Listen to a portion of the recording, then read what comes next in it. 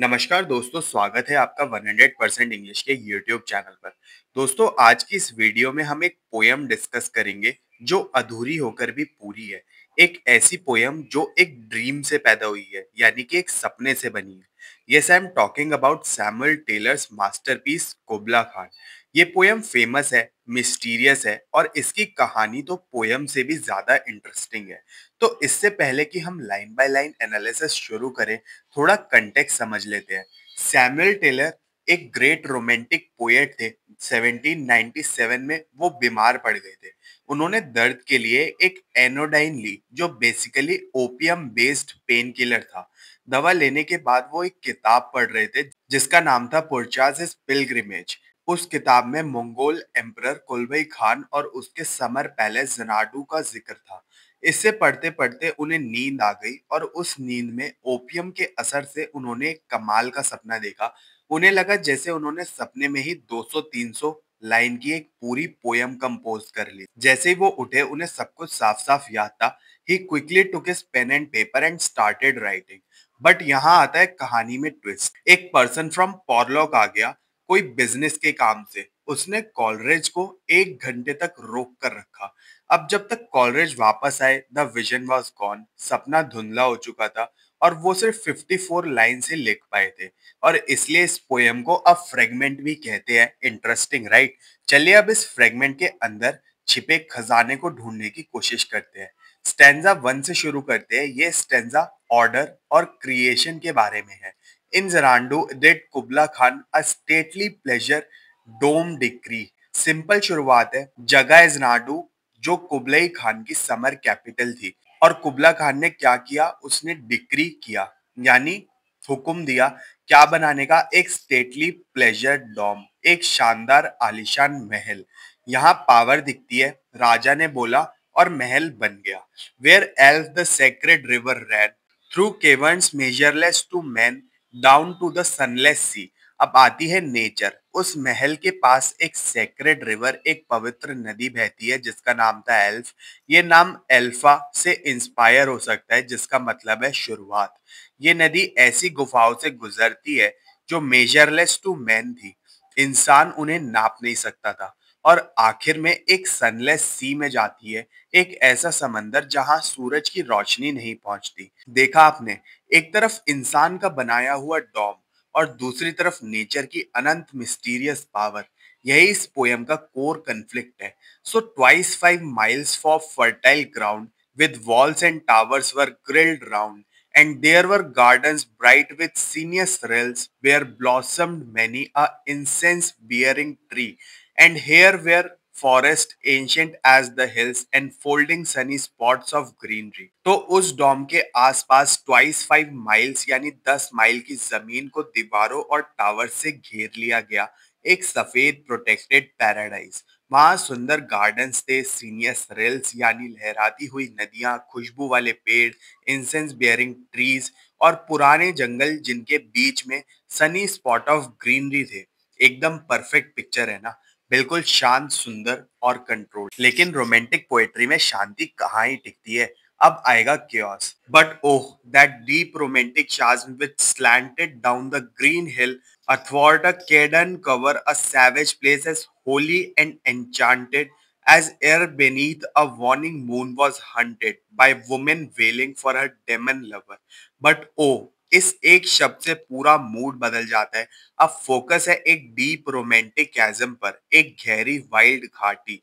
ये जगह सैवेज भी है, यानी जंगली, और होली एंड एन्चेंटेड भी, यानी पवित्र और जादुई भी। यहाँ कॉन्ट्रडिक्शंस है। और यहाँ एक आत्मा भटकती है, a woman wailing for a demon lover. एक औरत जो अपने दानव प्रेमी के लिए रो रही है। Spooky, right?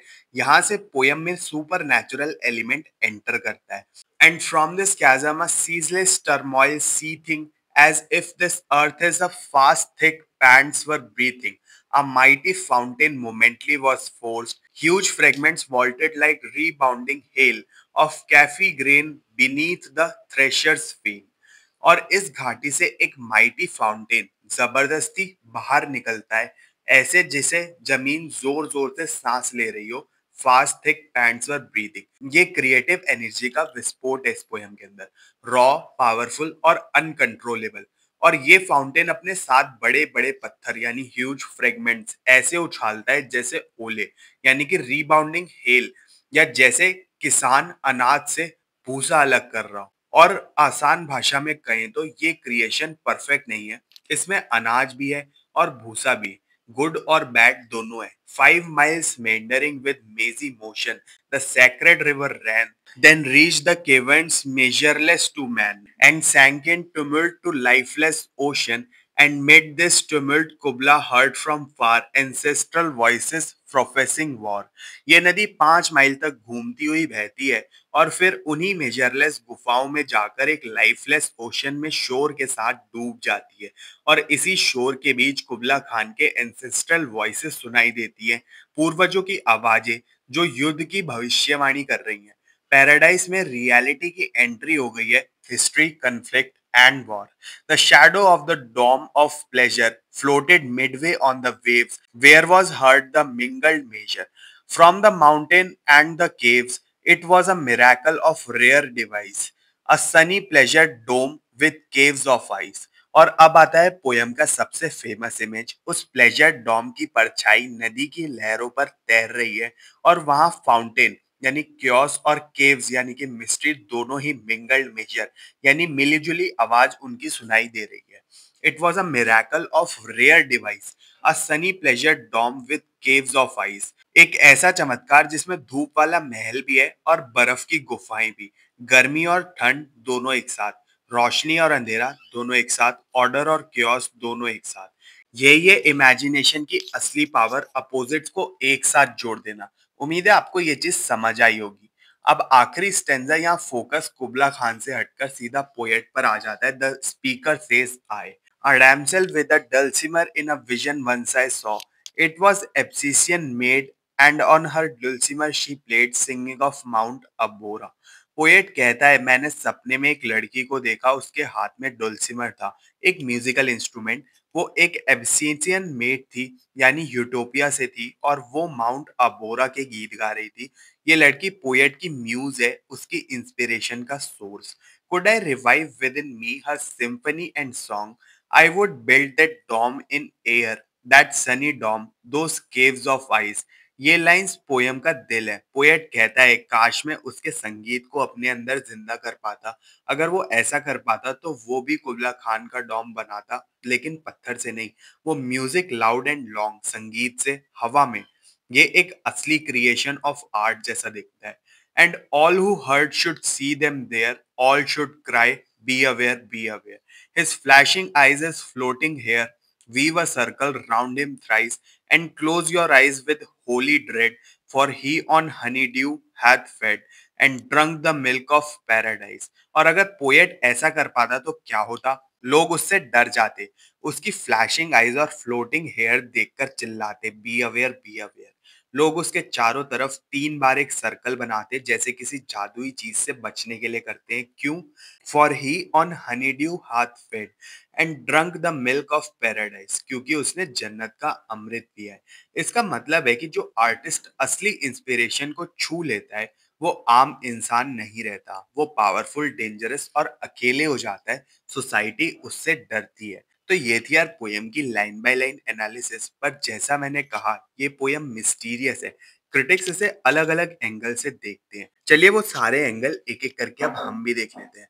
फ्रेगमेंट्स या कंप्लीट, अधूरा या पूरा। सबसे बड़ा सवाल यही है, क्या ये सच में अधूरी पोयम है जिसे पर्सन फ्रॉम वॉरलॉक ने बर्बाद कर दिया था, या फिर ये एक कंप्लीट पोयम है जिसका सब्जेक्ट ही है लॉस्ट इंस्पिरेशन यानी अधूरा रह जाना। कई क्रिटिक्स मानते हैं कि इसका एंड इतना परफेक्ट है कि ये अधूरी हो ही नहीं सकती।